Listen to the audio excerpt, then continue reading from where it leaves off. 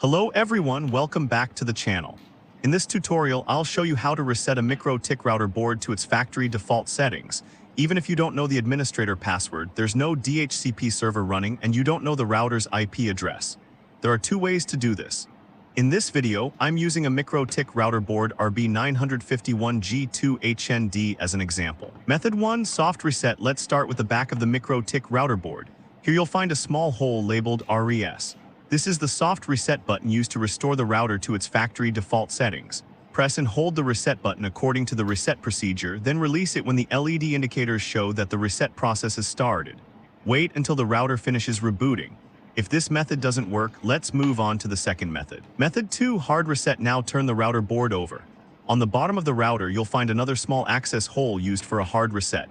Using a small flathead screwdriver, we can short the two reset contacts inside. To make it easier to see, I'll remove the router's cover. With the cover removed, connect these two contact points using the screwdriver. Hold the connection until the LED indicators change, indicating that the reset process has begun. Then remove the screwdriver and wait for the router to reboot. Once the reboot is complete, all previous settings will be erased, and the MikroTik router board will be restored to its factory default configuration. And that's how you perform both a soft reset and a hard reset on a MikroTik router board. I hope this tutorial was helpful. If you enjoyed this video, don't forget to like, subscribe, and enable notifications so you won't miss future MikroTik and networking tutorials. If you have any questions or experience any issues during the reset process, feel free to leave a comment below. Thank you for watching, and I'll see you in the next video.